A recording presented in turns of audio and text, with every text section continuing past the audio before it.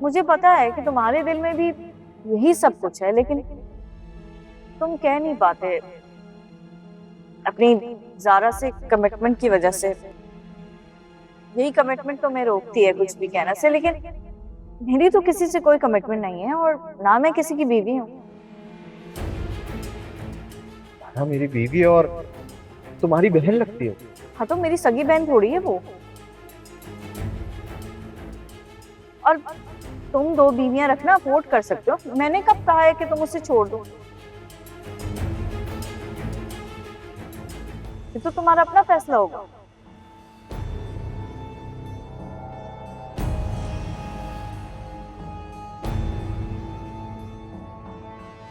तुम्हें क्या लगता है कि सारा और अम्मी ये बात मान जाएंगी, वो समझेंगी ये सब?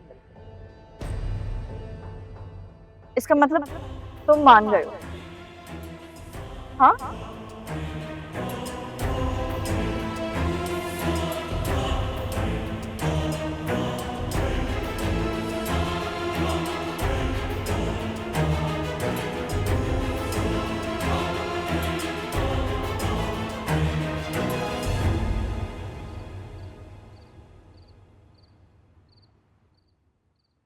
क्या है, मुझे क्यों ऐसे देख रहे हो जैसे मैंने कहा है कि ज़ारा पे हाथ उठाओ? इंसान को ना जज्बाती फैसले भी होश से करने चाहिए।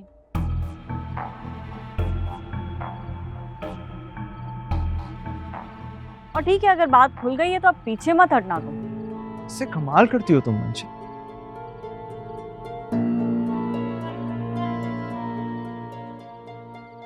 नहीं, तुम हर चीज में अपना फायदा कैसे ढूंढ लेती हो?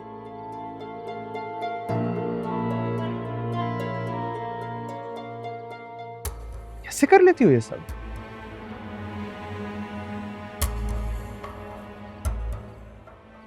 खुद सर हो, खुद पसंद हो, खुद गर्ज हो, तो बहुत समझदार हो।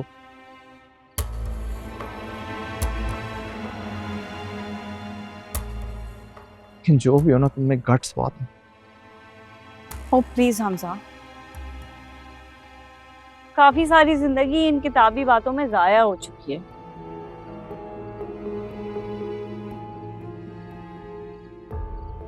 अब फिर से ये फजूल बातें मत शुरू करना।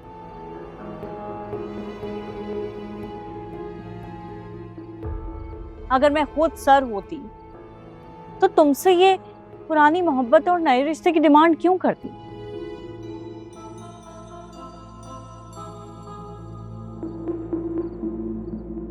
खुद पसंद होती तो तुम्हें क्यों पसंद करती?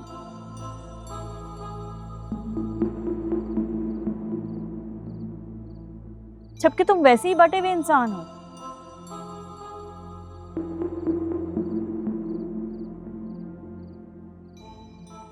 मतलब तुम्हारे पास तो मुझे इस रिश्ते के अलावा देने के लिए क्या है?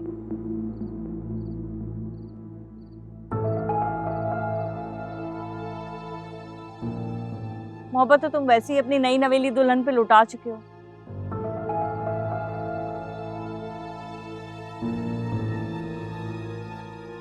और अगर खुद गर्ज होती तो मैं तुमसे कहती कि ज़ारा को छोड़ो।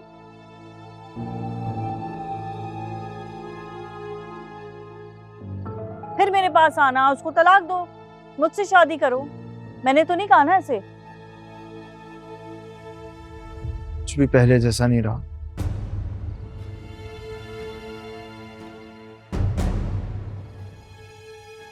और आज ये जो तुम्हारे सामने हमजा खड़ा है, ये बिल्कुल भी पहले जैसा जज्बाती नहीं।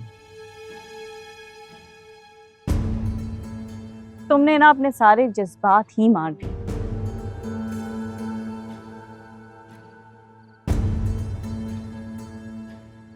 अफसोस होता है मुझे तुम्हें देखकर।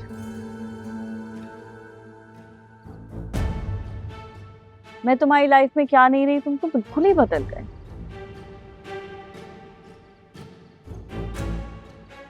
मुझे पहले दिन से तुम्हारे और ज़ारा के रिश्ते में खला नजर आती है। अब चाहे वो हादी की वजह से हो या मेरी वजह से, उसका नुकसान तो पूरी 4 जिंदगियों को हो रहा है ना।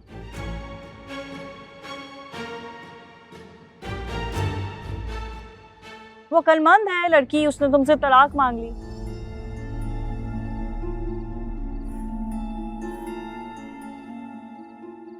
और अक्लमंद के लिए तो इशारा ही काफी होता है।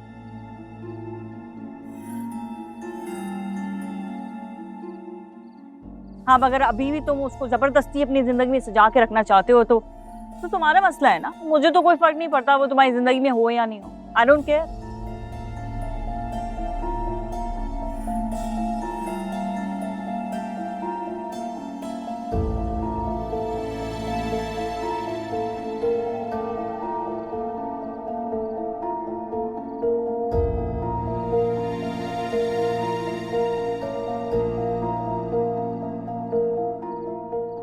मुझे सीधा रास्ता दिखा रहे हो, खुद बहुत सीधे रास्ते पे चल रहे हो तुम। मंशा भी, मैं ज़ारा के पीछे नहीं, हमेशा उसके साथ, उसकी हर मुश्किल हर तकलीफ में मैं उसका साथ दूंगा, क्योंकि मेरा और ज़ारा का खून का रिश्ता है। हाँ जी, बस करो। क्या हो गया आप लोगों को? अम्मी, आप हादी को लेकर यहाँ से जाएं।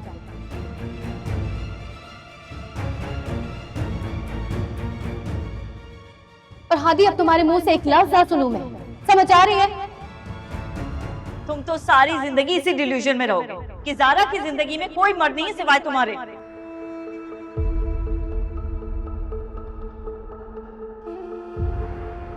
अगर आप इससे शादी करना चाहते हैं तो मुझे कोई एतराज नहीं, लेकिन उससे पहले आपको एक फैसला करना होगा।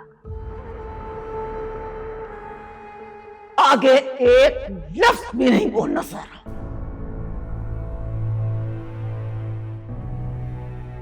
चुप, खामोश बिल्कुल।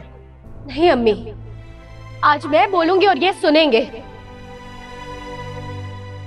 इनको लगता है कि मैं इन दोनों के दरमियान आई हूं तो मैं ही हट जाती हूँ ना बीच से। मुझे मंशा से कोई शिकायत नहीं है, और आज के बाद तो मुझे आपसे भी कोई गिला नहीं होगा। आप इससे शादी करना चाहते हैं? मेरी तरफ से इजाजत है आपको।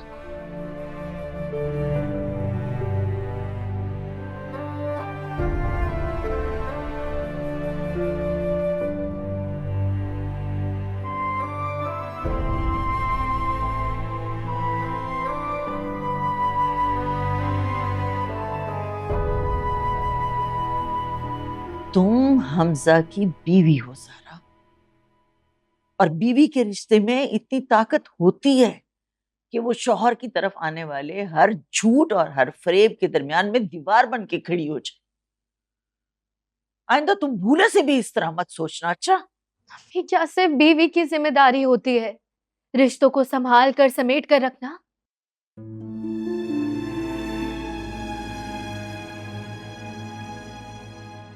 शौहर का जब दिल चाहता है वो रास्ता बदल ले।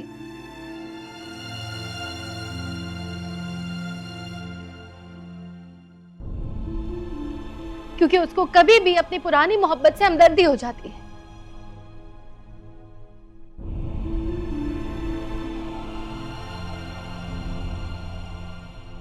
मुझे ऐसा कोई रिश्ता नहीं संभालना जो कभी मेरा था ही नहीं। ऐसी बात नहीं है बेटा।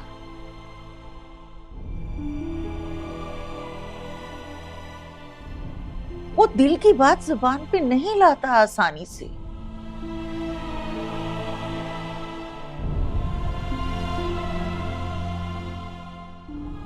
और ये बात तुम मुझसे बेहतर जानती हो। और मुझे ये भी पता है कि मंशा के सामने आने पर कैसे वो सबके सामने उसकी ढाल बन जाते हैं। मुझे तो ये भी याद है कि पहले वो तुम्हारी परवाह नहीं करता था बिल्कुल।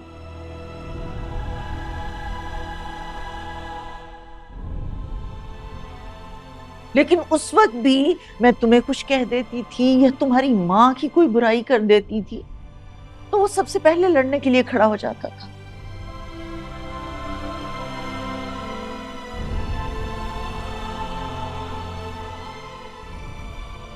मेरी तो समझ में नहीं आता कि अगर वो तुम्हारे साथ रहना नहीं चाहता तो तुम्हें छोड़ के नहीं देता।